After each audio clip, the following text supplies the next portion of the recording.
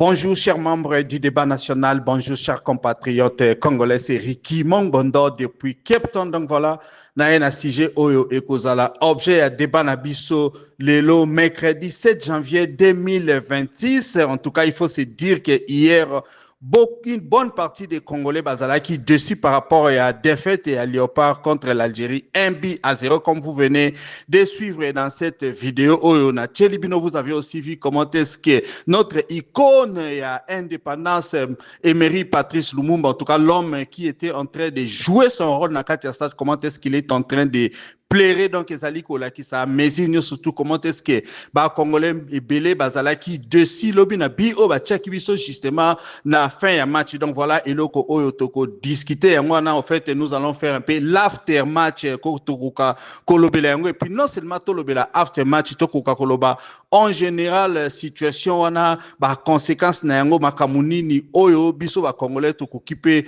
ko mona par rapport ya makambo wana ya sport. Vous savez là les sports réunis la plupart des Congolais, s'il y a quelque chose, Congolais, d'accord, surtout football, les alina émotion, ébélé, et Kangisakabiso, surtout que ce soit les Baluba, que ce soit les Swahili, que ce soit les Bangala, que ce soit les Bakongo, en tout cas, Congolais, surtout, la plupart, Bazalaka, derrière, équipe, Nabiso nationale, les Léopards, mais au-delà de l'émotion, au-delà ya mawa oyo et libé surtout en tout cas tout ça quand même la lucidité pour to kokako discuter et plutôt revoir situation wana eloko to discuter yangwana question on lingina tunabino ba congolais comment est-ce que vous aviez perçu défaite wana ya Léopard et ça libino personnellement ndengeni nous devons aussi nous dire d'une certaine façon que ba congolais belé bazali na mawa mais aussi d'autre part aussi il y a aussi d'autres congolais oyo ba sepeli nini Léopard ba perdre match wana parce que pour na bango bazali na ba justification na bango ils se sont dit que non bon voilà victoire wana soki salamaki d'une certaine façon ça allait bénéficier na régime ya Félix Tshisekedi puisque bango balingaki bazala na récupération na yango. Il y a aussi d'autres langues qui sont en train de dire que nous sommes tout simplement en train de subir négligence, nous sommes en train de subir makambo ya mabe otozali ko sala na matière ya sport parce qu'il faut se dire les ministres ya sport ya RDC bazali kolinga ko dépenser mbongo pour na ba club étrangers, ils ne sont pas en train de s'occuper des Congolais balingi ba tromper batou à travers Léopard pour non seulement bazwa mbongo ebele et puis ba faire croire que comme si toutes les choses étaient en train d'aller malam na kati ya mboka na biso. Il faut se dire aussi il y a beaucoup de Congolais qui sont en train de souffrir mais quand na bango bazali kolobela yango to quand makambo ya sport ezali koya ça constitue neti elingi ezipa makambo ezali ya mboka bato azali kokipe souffrance ya bandeko na biso mingi o bazali dans l'est de la RDC même ba o bazali pe dans l'ouest avec les Mobondo bato bazali juste focaliser na makambo ya bale bato misusu bazali ko trouver que c'est quand même bien tokoka kozala éliminer pour que tozongisa les pieds en place donc tozongisa mitu na biso en place toyeba eloko nini ezali na mboka bato misusu bazali koloba même la coupe du monde o ezali koya souhait na bango ezali ke RDC akoka ko participer te parce que bayebi ke bambongo ebele ekozala détourner gouvernement na ministre Boudimbo bako profiter pour bazwa mbongo parce que nous avions déjà suivi ba ka misusu uti ko sama na Maroc où au lieu d'amener les animateurs de l'équipe nationale, bango ba mema qui ba officiel politique na batu ya famille na bango, donc ils se sont tapés ba hôtel, ba juju ba mbongo. Donc ce sport là a constitué source ya détournement ya mbongo pour na batu misusu. Alors il y a des Congolais qui trouvent que ezali bongo tokoki ko cacher makam na biso ya mabete derrière ba victoire ya Léopard, c'est-à-dire il faut tozonga en place pour na to kiper makam misusu. Donc loko to discuter yango wana et bino moko bomoni défaite wana ezali nini. Est-ce que défaite wana e ko permettre na biso to ko focaliser na makam misusu o ezali plus important? Est-ce que défaite wana peut-être na Coupe du Monde, vous souhaitez que tout qui na vie dans la Coupe du Monde ou bien que na vie na Coupe du Monde parce que gouvernement nabiso azali négligent, gouvernement nabiso azali constitué na ba miyibi, so qui toke même na Coupe du Monde ba ko profiter ba yi ba mbongo ebele, et les Congolais qui ne savent rien seront toujours derrière pour applaudir, ne sachant pas ce qui est en train de se passer derrière les rideaux. Des millions et des millions de dollars risquent d'être volés. Donc, vous, personnellement, comment vous êtes en train de vivre ça? Est-ce que ça a quand même justifié d'une certaine façon des faits auto-utiques aussi? Donc, voilà, si vous êtes membre du groupe WhatsApp Débat National, vous pouvez réagir directement dans les groupes. Mais si vous nous écoutez sur d'autres groupes WhatsApp ou sur d'autres plateforme, vous pouvez nous envoyer vos audios et même vos vidéos au plus 27 62 072 0611. Comme nous ne cesserons de le dire, Débat National a été créé pour réunir un groupe de Congolais conscients, des Congolais qui aiment leur pays, des Congolais qui sont des patriotes, des Congolais qui ne sont pas des fanatiques des hommes politiques, mais des Congolais qui regardent les leaders dans les yeux et leur demandent des comptes. Donc voilà, si vous écoutez l'énoncé de ce débat et l'amabilité de les partager avec les amis, les membres des familles, ainsi que les connaissances, pour que les Congolais, partout où ils se trouvent, à travers le monde, puissent donner leur point de vue et participer à débat national. Si vous voulez aussi intégrer notre groupe ou autre, voilà, c'est très simple. Nous vous avons donné les numéros. Contactez-nous, nous allons vous placer à l'intérieur et vous allez commencer à réagir directement. En tout cas, merci beaucoup et bonne journée à tout le monde. Bonjour à tout le monde. En tout cas, avant de Kaba audio et débat nabiso yalelo, nous vous demandons en tout cas si vous n'êtes pas encore abonné à notre chaîne YouTube Annonce Congo TV de vous abonner, de liker cette vidéo et surtout de la partager aux amis, aux membres des familles ainsi qu'aux connaissances. Donc, comme vous êtes en train de suivre, contenu autre, la cabine à émission de débat national vient de notre site internet www.annoncecongotv.com. Le site est là très bien. Nous mettons les vidéos d'actualité, les courtes vidéos d'actualité. Nous mettons aussi les annonces d'affaires. Donc voilà, si vous voulez devenir partenaire avec nous, vous voulez faire connaître vos produits ainsi que vos services, vous avez besoin de visibilité pour vos événements, vos cours, tout ça. Donc voilà, veuillez nous contacter. Notre numéro est en train de s'afficher là-bas. En tout cas, surtout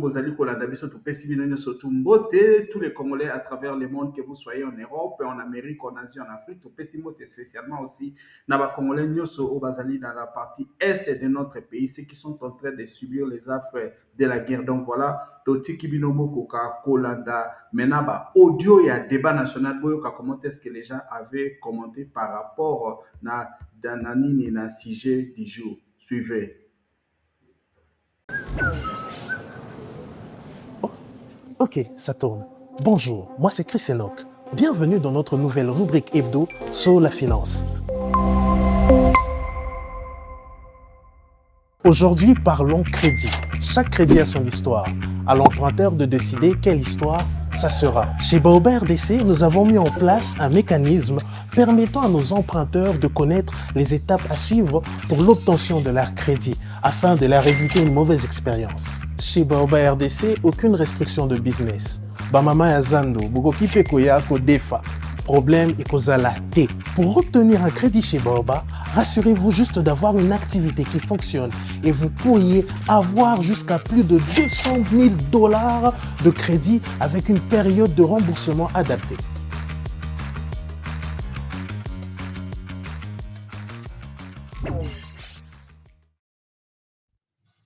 Bonjour, chers membres de ce groupe, de ce forum débat national. Bonjour à M. Rick Mungbondo depuis Cape Town. Bonjour à Papa Emmanuel. Mais bonjour également à vous tous, partout où vous êtes, et surtout très bon après-midi parce qu'il est déjà 13h passé de quelques minutes dans notre pays. Totondi sunzambe parce qu'il y a pesi biso pema bomoi, pesengeli ete tosola makambo ya mboka. Lelo tozwi sujet oyo monsieur Rick Mongondo atili biso, je crois que sujet yango ezotala mingi makambo ya défaite ya mboka na biso par rapport na domaine ya football, pe wapi mboka na biso euti bongo kulongwa na momekani oyo ya CAN édition 2025-2026 betamaki na ezobetama na Maroc, j'allais dire. Monsieur Rick, c'est bien, ma question na ezali vraiment pertinente. Ezali ba question oyo esengeli tomeka ko réfléchir. Mais voilà un peu mon analyse. D'abord, défaite oyo esepelisi ngai te. Nazongaki na ndako na ngai, soki nazalaki émotif primaire, j'allais parfois succomber et tant mosusu balingai baperfuse ngai lobi. Je suis rentré chez moi tristement parce que quand la match ndenge bandi du début jusqu'à la fin, j'ai assisté à ce match. Okomona match ezalaki facilité. Et les léopards de la République démocratique du Congo avaient résisté face na ba Angers, face na ba Diouel, où ezalaki mis en place, mis sur le terrain par l'entraîneur Vladimir, il y a Algérie. Ezalaki pétété. Et nous, on se disait, on était trop déterminés que match oyo, ba mataba kita, lokola statistique elobi ke Algérie elonga biso mwa mbala mingi, oyo lelo biso tozolonga bango. Oyo lelo la République démocratique du Congo va renverser la vapeur. Ba mataba kita. Et c'était une évidence, monsieur Rick. Et mon anaki, nous en tant qu'analystes, observateurs, qui avait bien regardé les matchs, qui avait bien regardé les enjeux, les pressings du match, nous on a menacé l'équipe adverse. La preuve on notait que les léopards de la République démocratique du Congo ont réussi à secouer les goals, les gardiens de l'équipe adverse. Il y a eu des tirs cadrés aux Républiques démocratiques à Betiango. Et surtout ce qu'on a la deuxième mi-temps. Mais on n'a pas compris comment on a perdu ces matchs. Et on perd les matchs juste à 198e ou 199e et 117e ou 118e minute. Ok, tikalaki une dizaine de minutes pour match et si là, tout qui n'est pas tiré. Mais c'est vrai que c'était pas facile. Cher administrateur, même si je place mon analyse aujourd'hui, j'ai des larmes aux yeux. Koutala n'est to perdre match one. Donc pendant que le baquet, ils arrivent, passe et puis passe mingi na ba Congolais, les Congolais en général, les Congolais consciencieux, les patriotes, ceux qui aiment ce pays. Et je le dis parce que j'aime mon pays. Ezaki mawa, ezaki passe mingi na motema, tolali malamuti. Et il n'a pas fallu que tu perdes le match. Tu peux perdre le match, c'est ce qu'on avait marqué. L'équipe adverse nous menaçait. Nous aussi, nous menaçait également on menaçait également cette équipe adverse. Voyez-vous, on n'a pas compris. Et moi, en tant qu'analyste, il faudrait également donner un peu la faute à l'entraîneur. À l'entraîneur Sébastien Desabres. Lui aussi a une part de responsabilité de notre défaite. Pourquoi je le dis? Yo obtenir adversaire na yo jusqu'au bout. Il reste que 10 minutes. Il faudrait céder. À céder à mon andégéné. Yacobi Misaka dit attention avec des sorties, attention avec des changements. Tout changement au football ne paye pas.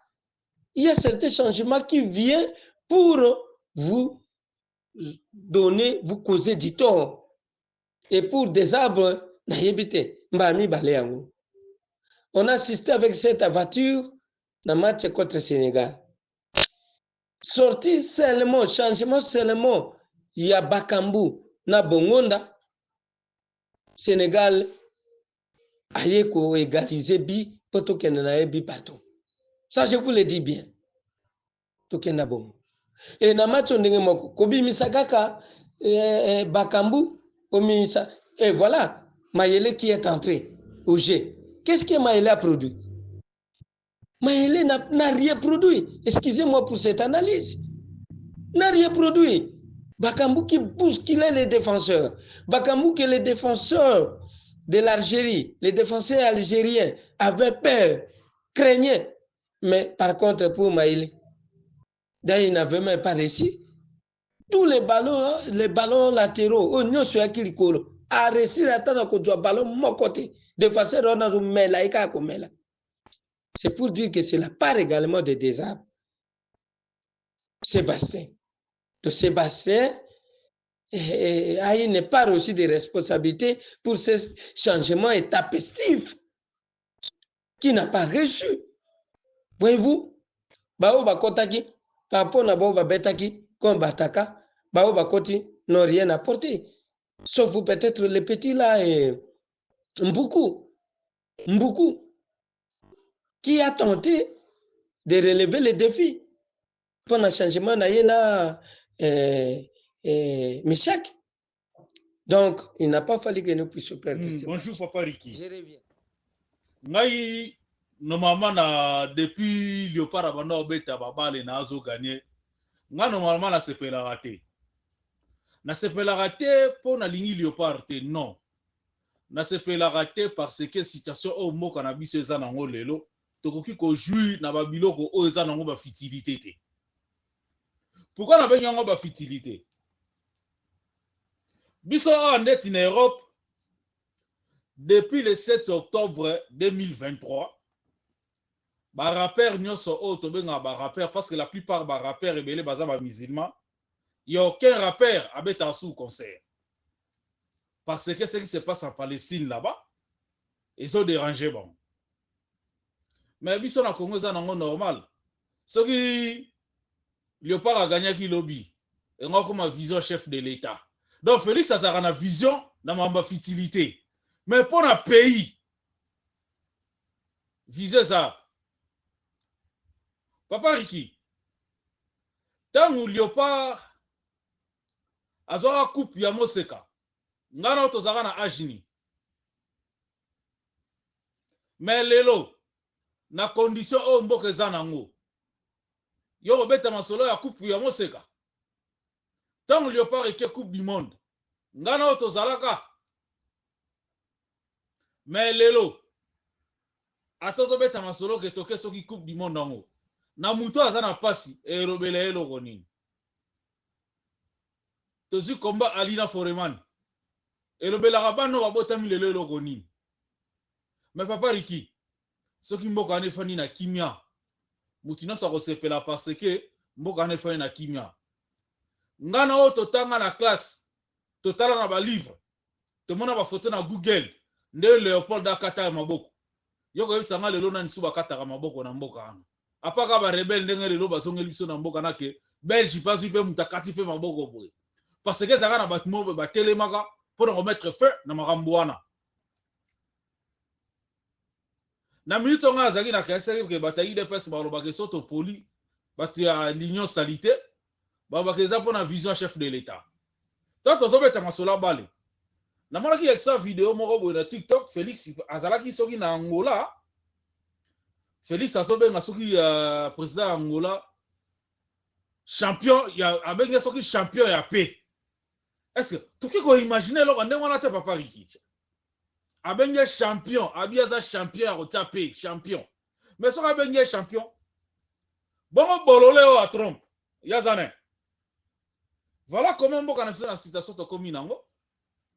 Bon va pesa ki Barcelone soki équipe nini. Ba Barça lisusu, comme ça va jouer ana batinda bango sko ba kezo formation. Et a passe na mawa, kozana mboka lokola Congo. Na mboka oyo eloko zo intéressé biso, eza oyo na ba pays normal et puis quoi intéressé mutute. Nous vivons dans un pays où il y a des Congolais bazo kufa chaque jour. Ceux qui gagnent na balle bato nga na balabala. Bon on a batana baleki na TV comme vice chef de l'état. Donc Félix c'est un coach. Il y a football. Aventurier Ozara ministre des sports na Kabulu na Kabula baraza gardien. Tala plonge au Félix abeta rawana. Et là ça que moi na mbala abeta balle était na vie. Mais comme na Congo tout est possible. Na muto azana pouvoir. Yango tozo mona ba biloko ndengwana. Na mona ki aventurier mususu o soki fumutoto. Akomi golela ye moko a soutenir le président bazo pese poster. Ce qu'on a pas payé ndengwana surtout que c'est na balle. Et puis bato bazo beta balle wana. Baza mané. Baza ba étranger non? Des pères et des mères. Wa petit père et des mères. Baza ba diaspora non? Oh Félix abenga bango ba nyangala kata. Bango nde bazo beta balle. Vous savez, il y a un moment, nous les Congolais, surtout souffrir parce que la liberté c'est un choix, l'esclavage aussi c'est un choix. Nous les Congolais, tout ça, on a mis ce choix aux alabes esclaves, et on fait aux alabes. Et puis dans ce pays-là, dans Moutou, le peuple américain va diriger au Balingi. Dans le journal, les lorsqu'ils qui Congo gagnaki, comme on a lobby tonga et tobando CP là. Mais les hommes souffrent de ça la Keba. Congo tamboye na Lumumba. Soit disant boye na Lumumba. Vous avez une équipe nini, équipe comme l'Algérie. Vous ne comprenez pas même Lumumba l'inga était pour gagner match là. Quand je parle Lumumba vrai. Parce que Congo sont qui besoin indépendance. Parce qu'à partir à Bemela, en Algérie, ba FLN na bango wana, bango ne va kotaka Lumumba esprit que sur indépendance.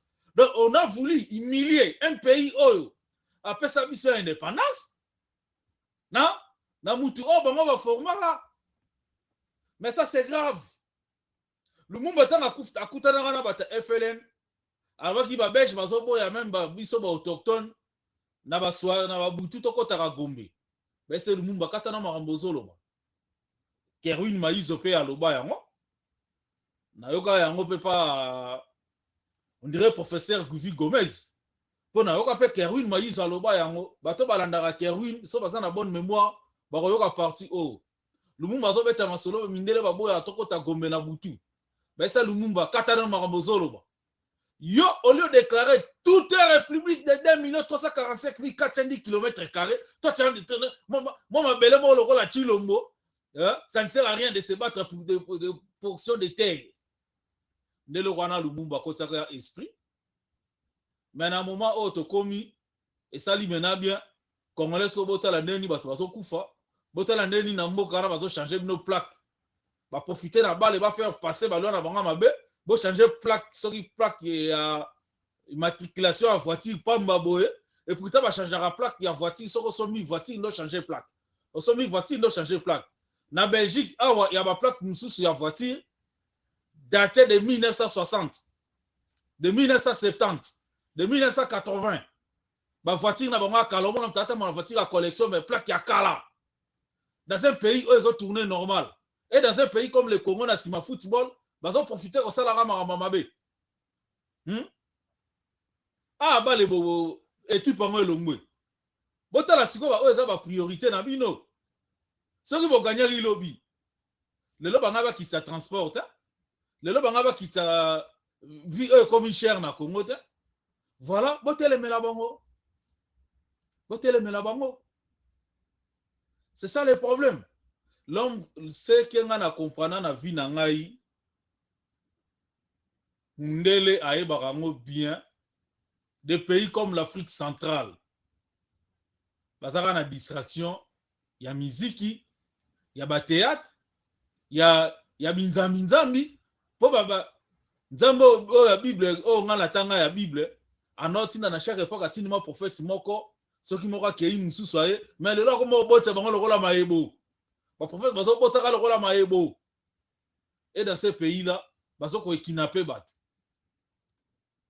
lelo John Kabamba aza lisusu te Nono Kourou aza en clandestinité Nathanaël Onokomba porté disparu et puis bato wana bazo disere biso na mambabale parce que soki to continuer na distraction pays wana Congo et se disparaître donc to kufa biso nyonso comme des idiots parce que celui qui a la tête de celui qui est au pouvoir c'est un idiot et là on a ngana lo baba babeti RDC tende kona ngai babeti Félix babeti nde Félix omoni defete ya nani ya Léopard eza nde defete ya Félix akopakata mbangu kala mingi te soki olie biloko ya mbwa bongisa mbangu baganye de nani RDC te baganye nde Félix po soki baganyaka match oyo bokomela mai te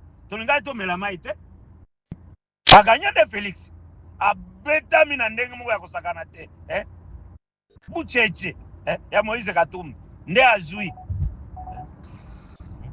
babeti ye vraiment naza na esengo baboboli ye na mutu bu oh Fachi Beto bazwi bire bazwi nde bire baboboli bu Beto bu ekwei Fachi boye milelo na milelo bato ya nani ya banani bakombataba attention ça va bio tozotuna kaka bozwi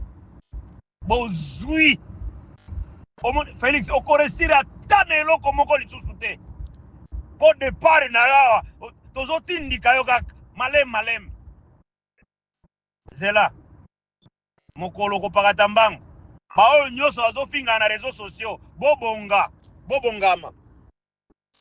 déjà po départ na bino eza certaine vraiment bozokende omoni defete ya Léopard wana elakisi vraiment ke boéchoué sur tous les plans bandoki ndeko bonjour boni ozoloba maloba loba mpe maloba ya mutu oyo aza ke naza mokolo naloba makambo oyo bayokanga oza comprendre makambo ozoloba omona te ke esopi yo Afrique du Sud alongwe de babeti Ramaphosa to continue na bikipo babeti o balongwe na 8e quart de finale donc babeti Ramaphosa oya kaka na maloba moko ya ba émotion ya ba confusion eza malamu te mokolo nini osa mwana Félix na terrain azobeta bale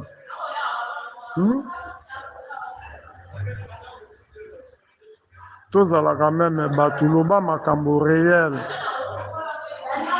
situation réelle oyo ezoleka na mboka makambo ezoleka na este pesa biso baformation bainformation ya malamu to oyo olobama moko ezanga ntina awa eza malamu te baverité ebele toyebi tozotala bino nde boyaka koganga na dape koloba ba n'importe quoi yango totikeli bino na odape boloba mais bozala dessus pour la république bino nyonso boyaka koloba biloba aloba awa ozomona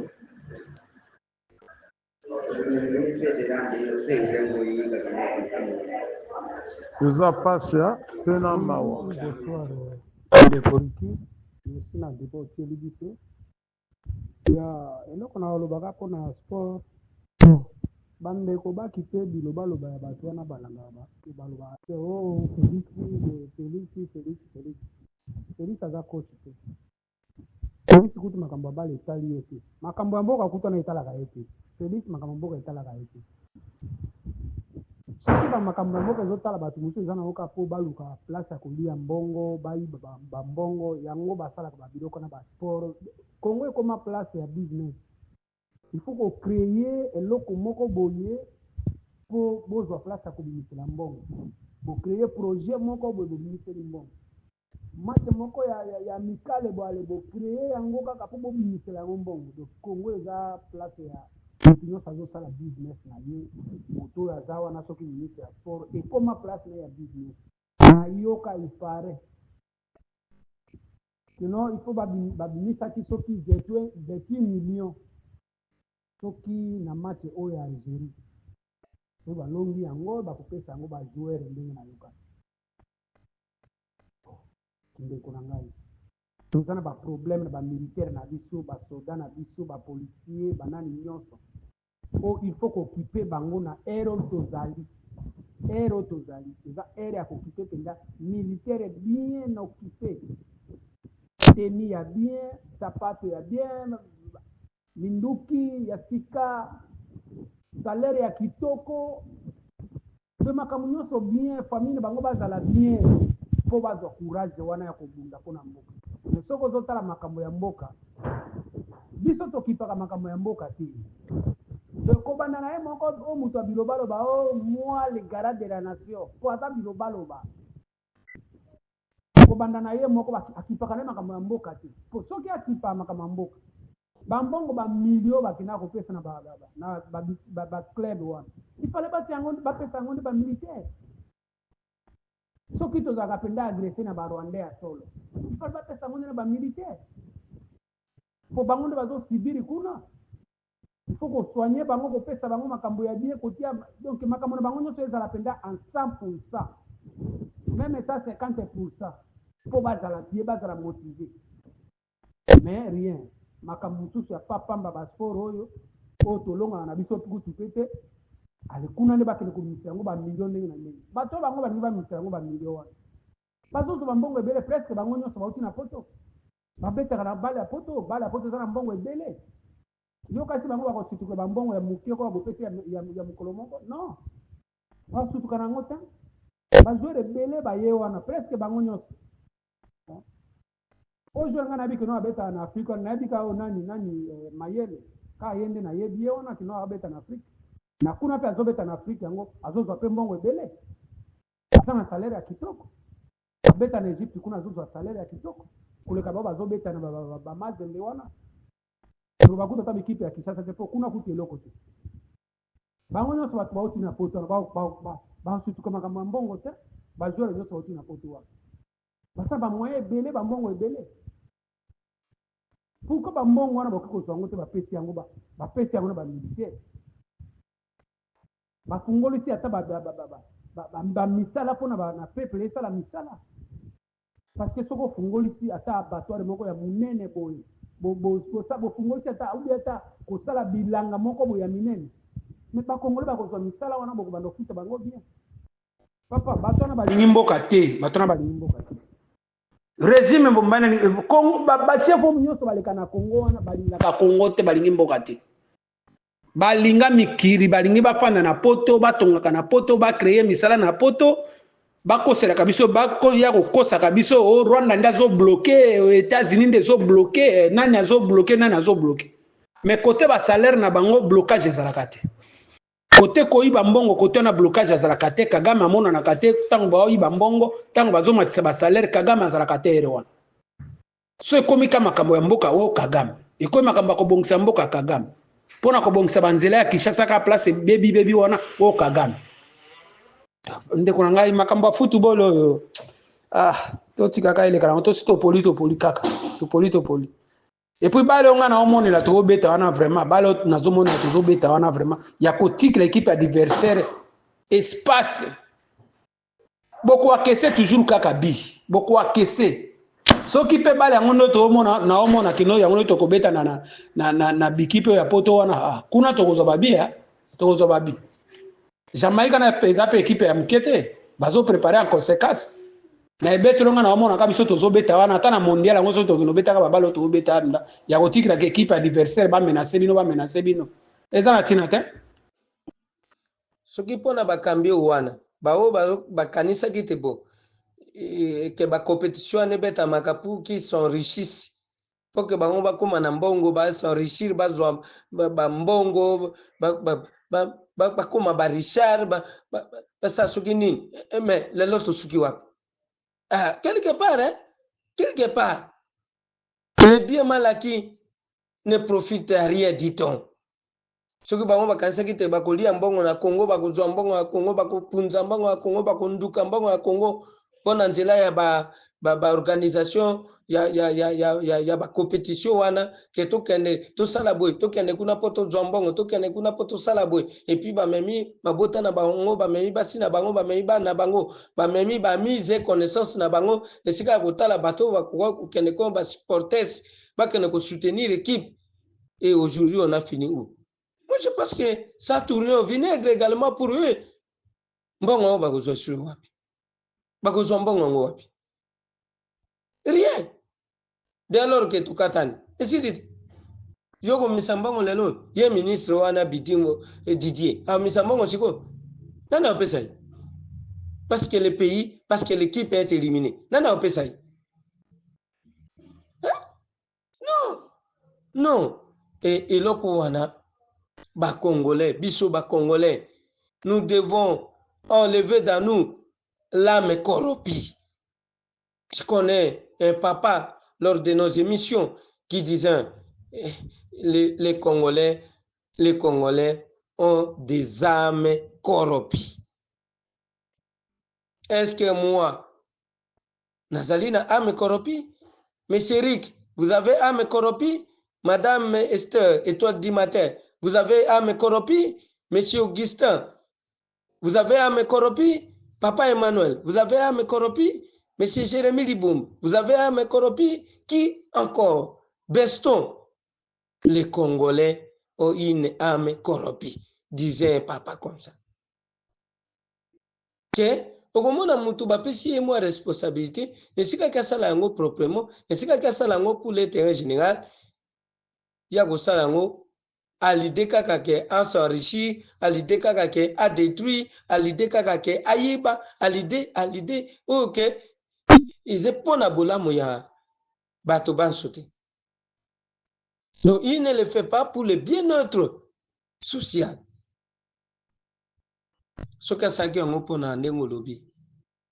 Soka saki yango pona ndenge bandeko misusu ba intervenir. Que pour s'enrichir, pour qu'il enrichisse famille naie, pour qu'il ait malibota naie, pour qu'il salabo. Et aujourd'hui. Donc ça a tourné au vinaigre, ça a tourné au mal. Donc lui aussi est dans la défaite.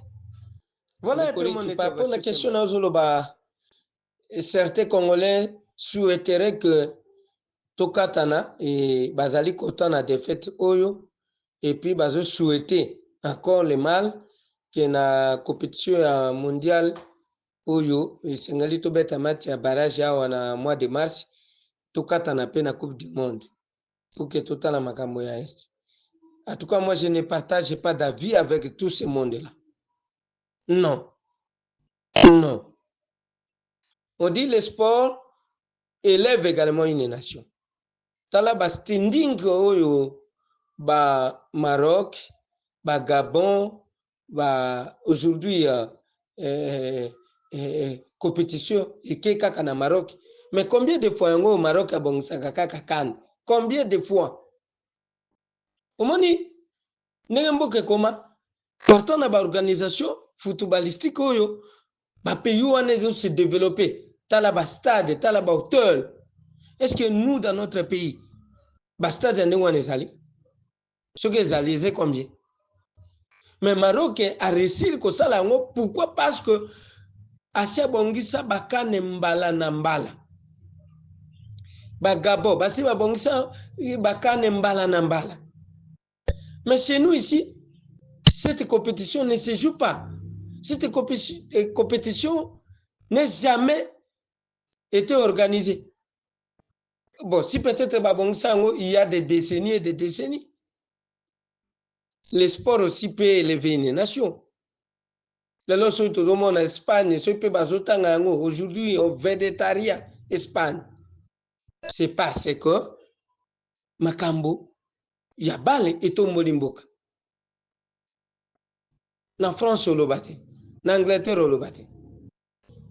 Mais seulement ici dans notre pays, nde makambo ngo lobi tete tokatana pona boye pona boye. Non non non non non. Non non non non non. Le sport élève une nation. Ce qui ata tozo koka ko réussir na ba domaine msute, tozo koka ko développer mboka na ba domaine msute, mais on peut choisir pour le sport. Et il suffit que les choses s'organisent normalement, il suffit que les choses s'organisent proprement. Alors, les pays peuvent se développer dans ces domaines-là. Chers membres de ces forums, Monsieur Rick, moi je pense qu'il faudrait réfléchir dans ce sens-là. Non. Compétition, vous savez, si on rapportait la 8e de finale pour jouer quart de finale et on arrive à rapporter également le quart de finale pour jouer la finale, moi je pense que et kuka qui peut couper sa valeur pour n'amboka na biso. Et couper sa valeur. Avant que ce match se joue, on a qui médiateur algérien à RFI qui a dit la RDC d'hier c'est pas celle d'aujourd'hui. Donc les Léopards ont essayé un peu, c'est une équipe formidable qui a des calibres, qui a des bouchons, tout ça et qui joue bien. Mais il avait fini sa phrase en disant nous avons des armes que nous allons battre ces pays. Peut-être là qu'on a qui peut y là. Donc, nous, on ne pouvait pas être éliminés à la 8e de finale. Donc, il y a même petit finale, il y a qui peut sa valeur pour Namboka Nabiso. Alors, ce qui va cambier Namboka Bazolinga, pour tia kimia Namboka te, mais moi, je ne pense pas que ils allaient raison à football te. Non.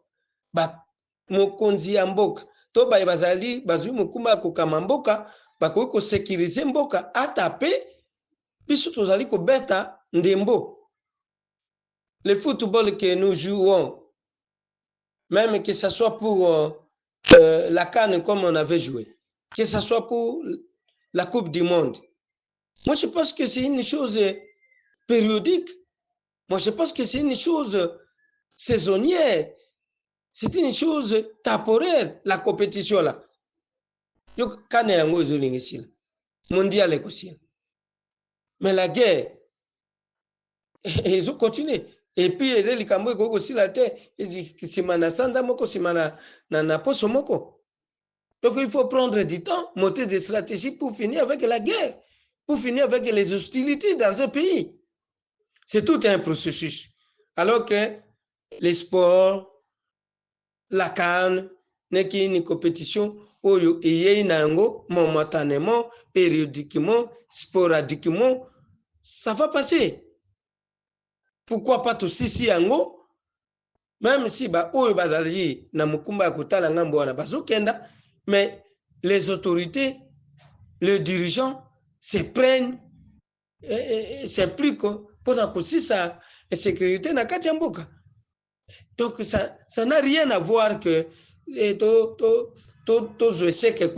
pour que tout la makambo ya sécurité na mboka. C'est-à-dire que tu connais la compétition en atteint, tu connais ta balle pour aussi sa sécurité. Non, à mon avis, cette hypothèse est c'est une mauvaise hypothèse. Na bao balobaki en tout cas na partager avis na bango te. Alors par rapport à la question tunaki Nego Fortina omoni nga ndenge naza boye na bandaka ko observer makambo yo de loin na bando ina nanu Félix na o ina Félix pona nini na bandako ina Félix depuis kala po entourage ya Félix ezaka ya ba Rwandais tala ba Congolais nyonso ya azwa ya liboso nyonso baboma bango o na corona entourage na ye tout eza batusi ba nomination na ye nyonso eza batusi ba décision nyonso azozwa o zomona Félix azozwa ba échec na ba nomination ezala na armée ezala na nini ce sont des tusi nde bazo induire une erreur parce que abalabala kuna eza kuna ba bofu na ye baza wana donc nde erreur Félix azozwa. Félix en tant que Congolais akozala na mwa idée ya kozwa décision ya bien mpona mboka, mais aza toujours net en otage na batusi wana point ya liboso. Point ya mibale bananga mutu neti nanga nga na kosoutenir nanga te ekobana ndenge nini nanga bo tozomona eforce wana nanga azwi wapi ya koya nango te tozomona bato baza tout autour na ye eza barwandais batusi nde bazokomande ye nanga c'est une étiquette ndenge nini nga na koboya Félix tandi bananga bango mibale fokof mpona ngai eza na mutu te oyo nga na kondima bango mibale. Mais tozobosa na équipe nationale tango bato Félix akolongwa soki tozwaka coupe wana tolingi tokomona baetoile misato président mosusu na bango neti nanga na bango tango azoya akozala lati yango tango bajoueur baza na terrain po bale kobanda kocontinue équipe nationale ekokufa te oyo akoya léopard ekozala kaka okomona Félix azwaki étoile tozala baetoile mibale tango tozobeta tokomi na baetoile misato Félix ake na étoile wana azo étoile oyo baléopard bazi kupake nango bato bazo raisonner na buzoba vraiment oyo eza mpenza mawa trop c'est trop ezopesanga mawa mingi raisonnement ya bacongolais oyo ezopesanga mawa trop tina équipe nationale bozoyina yango eza pasi. Bonsoir les débats. Bonsoir Ndekoriki depuis Cape Town. Ndekoriki Nzambe abatela yo. Merci mingi pour le débat lelo Ndekoriki. Ndekoriki par rapport ya débat ya lelo Nzambe azwa lokumu. Biso wa mosusu tolingaka hypocrisie noir sur blanc. Ndekoriki soki léopard eganyaki biso wa peuple congolais toza problème na léopard biso toza problème nde na régime en place régime ya bamiyibi oyo bauta Belgique wana. Ndekoriki soki toganyaki match ya hier tolingaki tomona bato mutakala bazokumba bamoto baza mutakala maloba oyo elingaki ezala na monoko na bango elingaki ezala kaka fati be mupantombolo be nde masolo oyo elingaki ezala minoko ya bato wana. Nzamba confondre bango. Ndekoriki nga namonaka pona football équipe nationale na biso léopard biso peuple congolais Ndekoriki ça m'engage que moi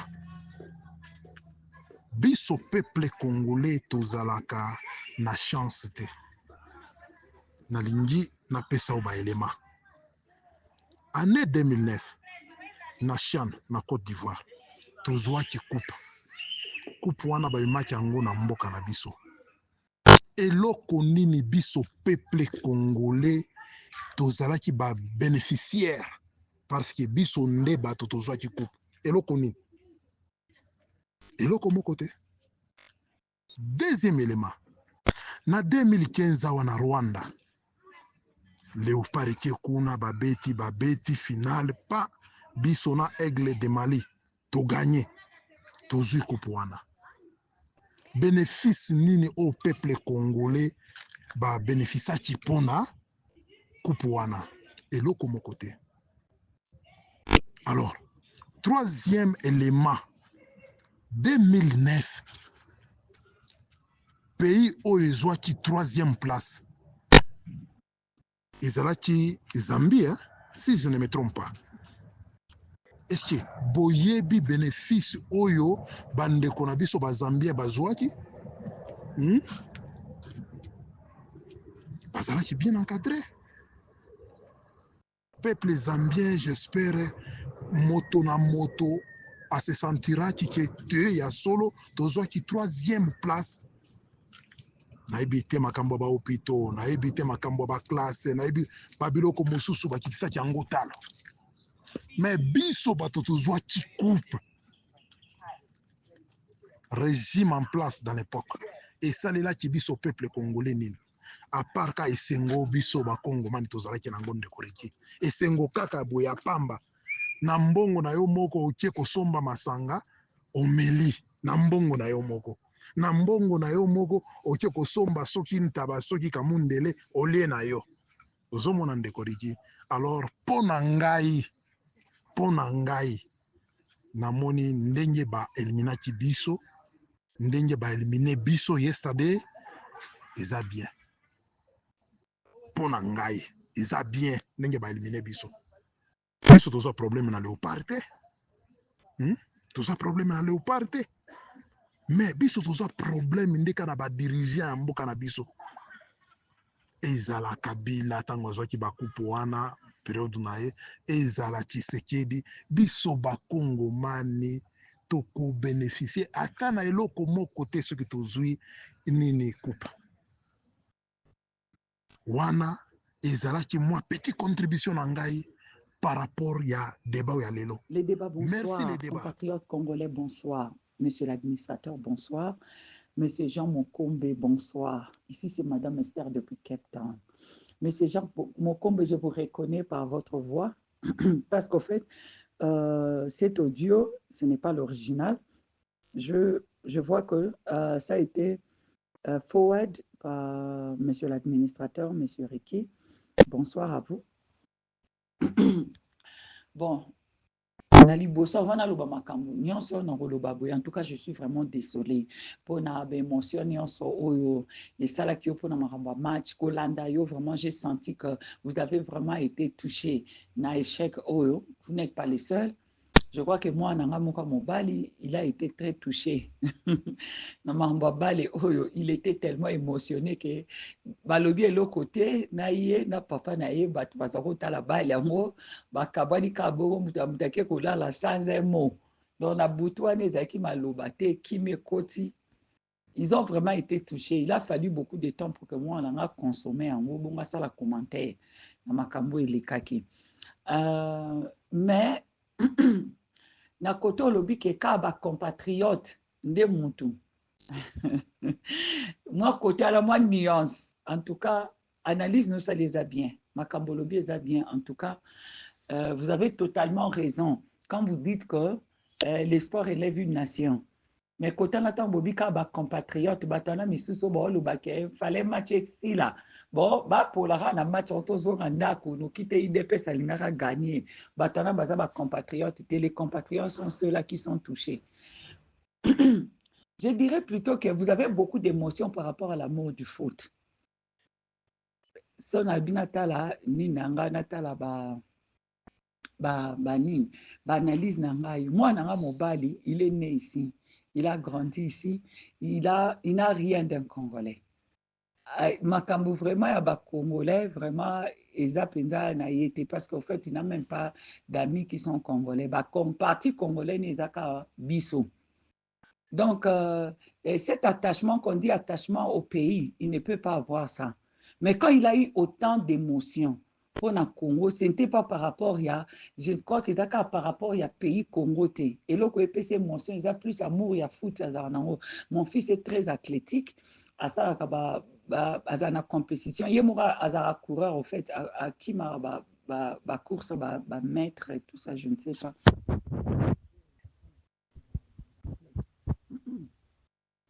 Je crois que son parti, on a sorti ça.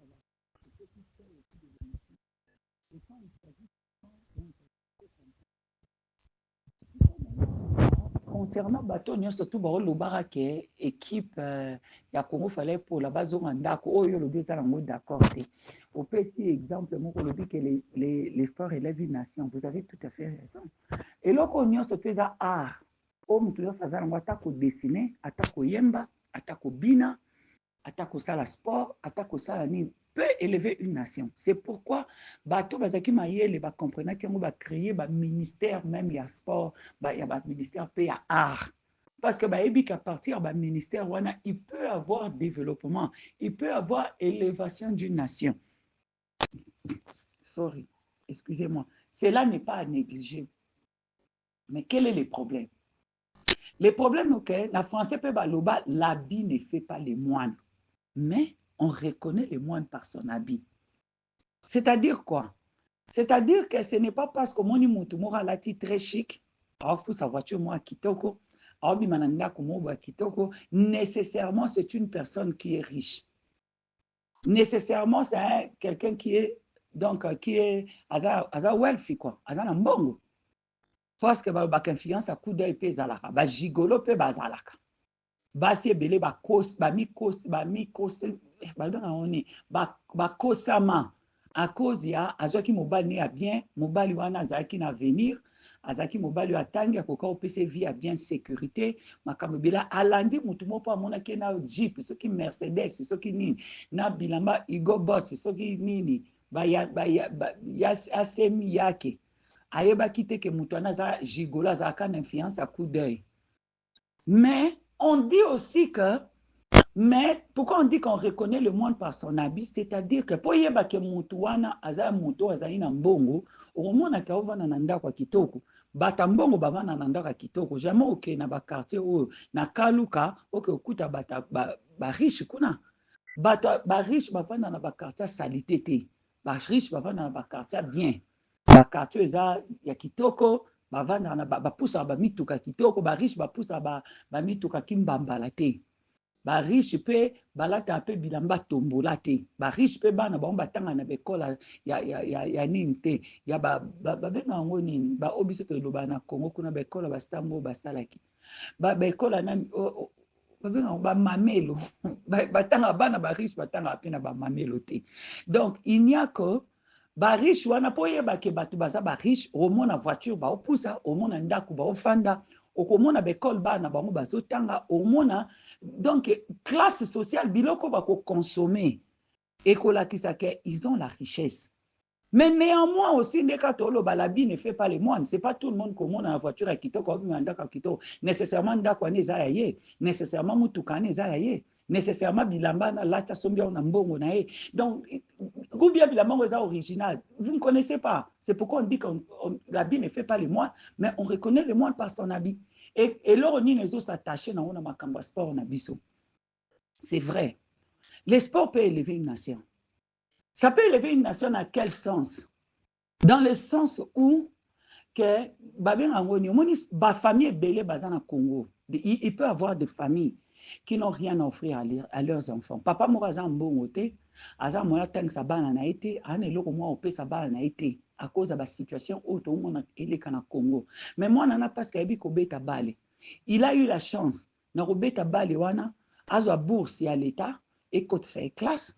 Azwa na kata ya bourse wana atangi aobeta bale azupe chance ba recruter ceux qui na vita après ana parti à vita azupe chance à kota na équipe à Léopard après yango akeipe abeti ba compétition azupe chance à gagner la ba compétition. Ça fait que il a eu une carrière wana estali ke bana o mama bango boti na sima na ye bazu chance ba ke classe. Lekino ya mwasi oyo tangu ya bandaki azui bourse na école mama na zako medisa libele azui chance atangi pene bekola bien atangi na école bien et puis c'est pe chance azui mobala malonga balie et que azui pe akenu mwasa bakulu na te parce que ce que landaki karake vie na bango bazalaki moi ya na bango mobala nga koma moyibi kulu na komela diamba n'importe quoi leki na bango mwasi ngazo mobala kulu na botise bana 5 to angaza na 5 bana na 5 papa. Mais le sport a fait que cette famille soit élevée. Bana nyonso babotami na sima mwana wana bazu batangi ba classe bazu ba diplôme ba komi ba citoyen moko responsable na société. Alors le sport a contribué à faire élever des nations. Et puis biloko wana tozolo ba wana nazu exemple ya famille moko et puis ça peut se passer dans beaucoup de familles. Dans beaucoup de familles et babenga oni makamona sur eleki na ba famille ebele ekosala ke elongoli ba famille ebele na pauvreté. Ce qui s'appelle na biloko ebele na art ya koyemba, na art ya kobina, na art ya kosala makambo nyonso. Mais le problème avec nous, est-ce que makambo sport auto ça na Congo est-il en train d'élever notre nation? Il faut se poser la question. Il faut pas tout comme bateau ya influence à coup d'œil. Il ne faut pas tout comme un bateau, la bille ne fait pas les moines. Tant que nous gagnons na CAN, tu gagnes, tout ça, la compétition, et la récupération politique, ils ont vraiment Fachi Béton. Ça, c'est la vision de Fachi Béton, Makambo Bélé. Est-ce que Makambo les autres suivre? Comment est-ce que ça peut élever notre nation? Nazongi na mamba famille, na lobi ke bato ba riche ba vana banda kwa cher, ba pousa mituka cher. Batangisa bana bango na bekola cher, balatara bilamba ya cher. Pona kolakisa ke ba bato a classe wana. D'abord, il faudrait que richesse ezala na kati na bango, c'est-à-dire les moyens de se payer, bandaku, ba voiture, les moyens d'être riche. Ba benga ngoni sustainabilité ya richesse wana ezali. Yangwana après tant que on a ba voiture, biloko ebele ndebo lo ba non, la vie fait le moine. Hein? On reconnaît le moine par son habit. Tant que on ba lati bilamba na cher, bana ba on bima école. Je pense que na Congo on a les écoles comme les Lupio. So moi na zo bima école quoi les Lupio ba yebi que za na mbongo. So za pauvre ngana yebi qu'on a Lupio que tu ne peux pas étudier là. Ba futa mbongo minerval mois par mois te. Avant classe saison, avant jour à rentrée scolaire, basi ba futa ki mo année mo bimba classe. So ki mo ana ki futa minerval na congé te, na ero za vacances te futa ki année mo bimba te autant. Je ne sais pas à l'époque les Lupio ça coûtait si c'est $1000, $1500 à cette époque-là, et 1500 c'était beaucoup d'argent. Je ne sais pas combien ça coûte aujourd'hui. Pour la moi qui obimisa mbongo, autant d'argent moi qui fout en école, il faut en mbongo. Quand on te voit, on voit ton enfant sortir de l'Lupio, bah il faut en mbongo. Mais si on a moni biso to gagner na football kuna, ba lo ba ke nation na biso est élevé. Quand on vient là-bas to okuta ba poubelle. Qu'est-ce qu'on va gagner na ko gagner wana? Parce que nous lobby Espagne, l'Espagne, on en parle à cause du football, et puis la nation belé, le Brésil, makambo belé. Et ça, bilo quoi, mais maka tourisme, et maka investissement, mais au Congo, on va investir où? La politique ne permet pas l'investissement. Les ressources ne permettent pas l'investissement. Quand je parle des ressources, non, ressources, il y a banzela, il y a mai ezate, nzele ezate, kure ezate. Tant que y a na Congo, okuta salité ba fulu nini, ça ne permet même pas tourisme. Qu'est-ce que nous on gagne na yango? To komi bateau ya influence à coup d'œil. To ke koluka influence à coup d'œil. Et puis ce n'est pas non plus aussi que so ba léopard ana ba gagner ba opesa ba mbongo na bango. Oyo kapeka sous ministre mo kazu ayibi mbongo ba oyo sala ba pesa ba joueur ayibi. Mais peut-être ndeka na oloba et gloire à Dieu ba tampe belé ba obeta bala mo pe ba na bango ba joueur international. Donc ba na mbongo na bango ba oya ko lomba te koluka mbongo na Congo te. C'est ça en fait les problèmes. Biso Congo to ko ke koluka élévation nationale na football te. On ne peut pas élever pays na influence ya coup d'œil. Donc on met ma Mercedes ya mote mute peso classe. Classe ezo wuta ke mbongo eza na compte ya ko sustain ndako makamnyonso. Business ezali. Makambo ane ezali yango wana tango opusa Mercedes ba ebi koza mutambongo. Ezati ko lobate ke yo oza pe na besoin Mercedes anate pour l'accès koza mbongo parce qu'il y a l'argent. Batemisu ça a besoin Mercedes ça pas l'accès batuni ça na mbongo na suka nango Mercedes ngo zala na carburant ya kopusa. Na suka nango Mercedes on pesa ya yeta kenda ko defa. Makambo yango wana na Congo moto oteka nini? Le sport va élever notre nation en quoi? Le sport là était censé nourrir bana ya Congo. Ba millions au ba ki opesa na ba club étranger. Ba ezaki censé ba créer ba petite compétition na Congo pour que ba créer émulation. So ba créer ba compétition mon le sport ne peut pas élever notre nation si notre nation n'est pas élevée déjà. Notre nation devait se battre dans beaucoup de choses, devait apporter la sécurité, devait apporter la justice, devait apporter la liberté, devait apporter l'économie, les moyens, abandocha en place les moyens de développement. Et bon, autant que Lucas sport, ils ont une lumière dans makambo to sala. Ils ont même élévation en société. Rwanda construit son pays, il a tout fait ça. Il a sala, tour de Rwanda. Il y a sport, il y a athlétisme. C'était pour que Batouba y a ba monandeni Rwanda, makamino eza Rwanda malunga. Comment Rwanda facile? Moi j'avais regardé des documents au sujet à Rwanda. Comment est-ce que ça facilité Batouba funga ba business na Rwanda? Comment est-ce que ça facilité Batou ba que funga ba business na Rwanda? Tu ne peux même pas savoir. Ils ont biloko simple et tout. Donc, sikoyo tant batu bazoya na Rwanda bazoya kokuta plateforme qui est en place. Yangwana omona ke nation rwandaise ezo s'élever. Bazo tangisa bana bango. Baocha ordre na ville, baocha propreté, baocha sécurité, baocha no makambo bele biso na Congo to oche lokote. Les sports ata soto salango nini to bimaka ba jigola alati Gucci, alati AC Miyake, aopusa Mercedes ya mwasi ya batu. Donc, et là, ce n'est pas, c'est élévation nation pour gagner football. Parce que ceux qui ont gagné, ce ne sont pas des amis, des Congolais, qui ont gagné, des simples peuples, et là,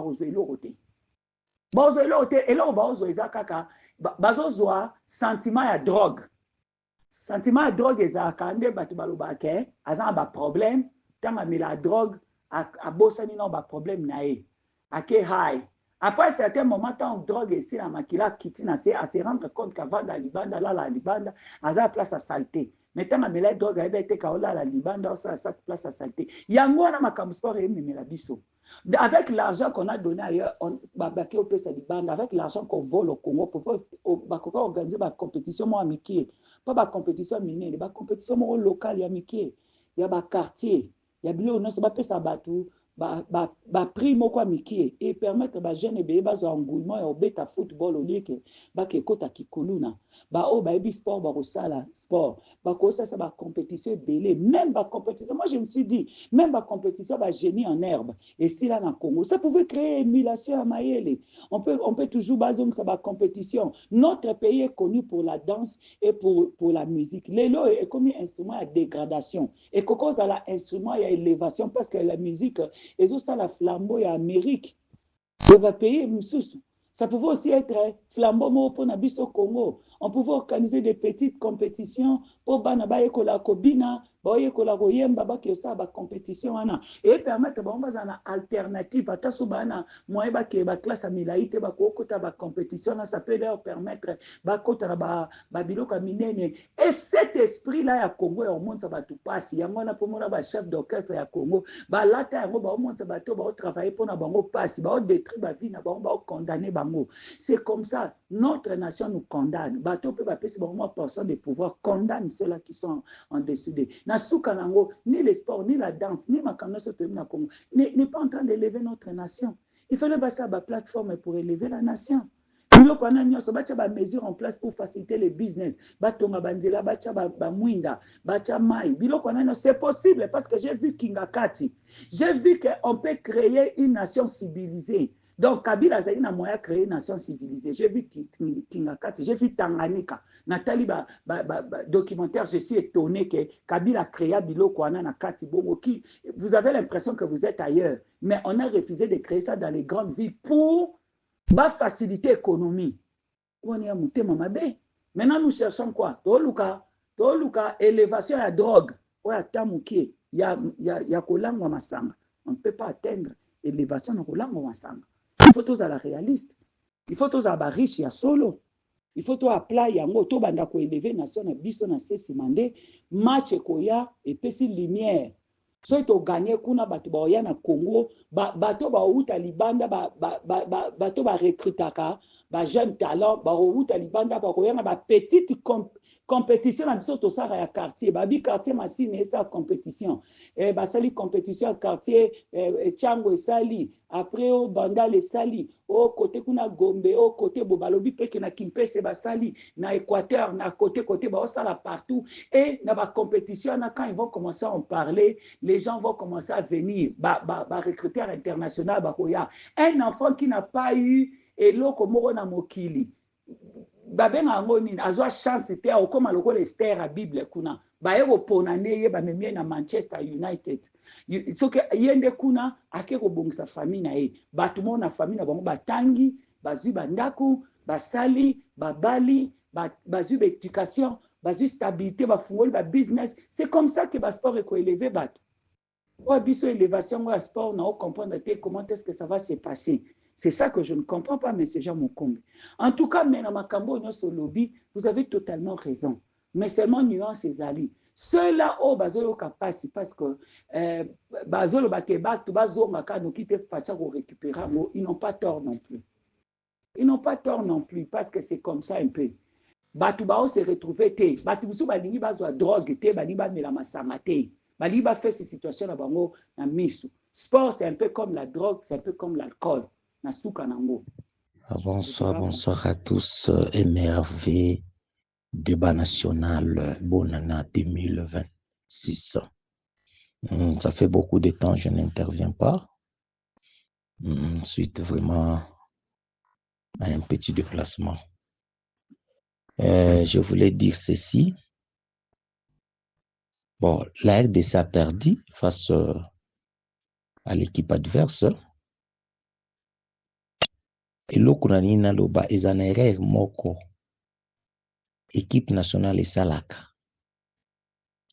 La plupart équipe nationale, bangako sala football, ba meilleur dribbleur. Natu ba passe ya mikuse. L'erreur est répétitif. Or, au moins, équipe adverse, des lancers, des passes, baza déjà na poto na bino. Mais ya biso, oko chata 10 passes, ba omina na poto te. Parce que balingi ko chata, ba passe ya mike. Toi, na profit, toi, na besoin ya ocha ba la course te. Avant bacha biso nde toza une occasion en or, ocha bi. Mais on a raté directement chance baluki na ngambo mosusu. Ça c'est un fait. Entraîneur à RDC, il faut expliquer aux joueurs nabiso, il faut attaquer les cas adverses et non de contenir le bal placement au kaka, papa samikouse awa. Non, il faut faire un passe, 2 passes, vous avez déjà un poteau. Ça ne sert à rien de dribbler ce qui filait et bouger. Beaucoup dribbler, beaucoup sala, mais filer, ce côté kaka. Il faut pas visa affilé qui va visa wana du point de vue wana. Du point de vue en Mboka, c'est avec un dommage il y a au moins que pour un jeu, les autorités se promontent très bien. N'a pas pris moko. Ce qui va gagner, bon ozilo koboy. Mais les mêmes enthousiastes, tout le monde a engouté dans l'autorité et à RD Congo quand il s'agit de récupérer les territoires occupés. Au monde a été motivation à l'armée. Au monde a été bâti camion pour récupérer Mbokatel, Binonion Sobozu, autant. Rien. Mais pour un simple plaisir, pour nager, Talabambon Bachaka. Au monde a Congolais, Moussoussou. Bah d'accord, netinga vraiment football natal ango part pas tellement à cause de ça parce que je vois les choses qui sont très importantes, on les néglige, mais ce qui est de la loisir, on s'approprie. Et l'autre intégrité territoriale est athée, intangibilité, souveraineté en bok est athée. On devait se concentrer pour faire assez que intégrité territoriale est zonga.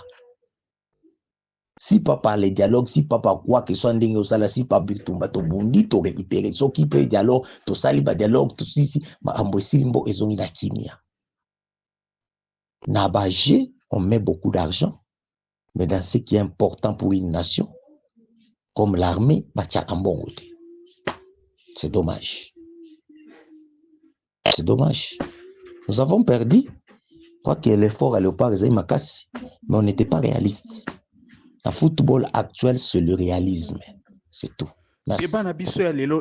En tout cas, merci Nabinonyo Sondenge Bolanda Kibiso. Merci surtout Nabatunyo surtout au participa qui batunyo surtout au batinda qui ba audio nabango pour na esa la débat national. Débat national, c'est un espace auto-exerçaka. Démocratie Nabiso, vous étant que Congolais, si vous voulez aussi participer à débat national, c'est très simple. Si vous avez WhatsApp, notre numéro est en train de s'afficher là-bas, c'est le plus 27 62 072 0611. Donc faites seulement votre audio ou vous faites votre vidéo, vous nous envoyez sur WhatsApp, nous allons mettre ça ici. Si vous avez aussi des analyses concernant l'actualité de la RDC. Envoyez-nous aussi votre audio ou votre vidéo. Nous allons mettre ça ici sur notre site internet www.annoncecongotv.com. Nous allons aussi mettre ça sur YouTube, sur notre chaîne YouTube Annonce Congo TV. En tout cas, si vous n'êtes pas encore abonné à notre chaîne, comme vous êtes en train de nous écouter, en tout cas, veuillez vous abonner puisque nous voulons que la communauté des Congolais conscients puisse grandir. Donc, tolingi communauté na biso batu o bazali ko comprendre batu o ba fungola misu et ko grandir. Donc, en tout cas, likez vidéo oyo, commentez yango. Abonnez-vous, abonnez-vous, abonnez-vous. Nous avons besoin de ça. C'est l'unique moyen que vous pouvez nous aider. Si aussi vous êtes dans les affaires, Olingi Oluka Espace pour na Okoka Kozala na visibilité à ma business. Donc voilà notre site internet. Et là, je crois, contenu autozali côté la bino et zali déjà na site internet. Donc si vous voulez suivre l'actualité en vidéo, en courte vidéo, allez aussi visiter notre site internet. Nous avons été ravis d'entrer dans vos maisons, na ba téléphone na bino, na ba TV na bino et surtout na ba laptop na bino. Donc voilà, Soki Likamusus ezali toko organiser toujours débat et nous serons toujours là pour nakoya ko organiser ba débat pour na bino. En tout cas, merci beaucoup et à la prochaine. Oh, ok, ça tourne. Bonjour, moi c'est Chris Enoch. Bienvenue dans notre nouvelle rubrique hebdo sur la finance. Aujourd'hui, parlons crédit. Chaque crédit a son histoire.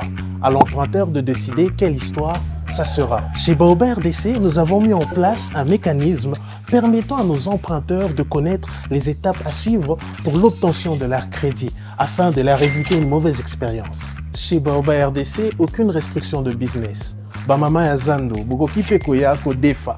Problème et kozala T. Pour obtenir un crédit chez Baobab, rassurez-vous juste d'avoir une activité qui fonctionne et vous pourriez avoir jusqu'à plus de 200 000 $ de crédit avec une période de remboursement adaptée.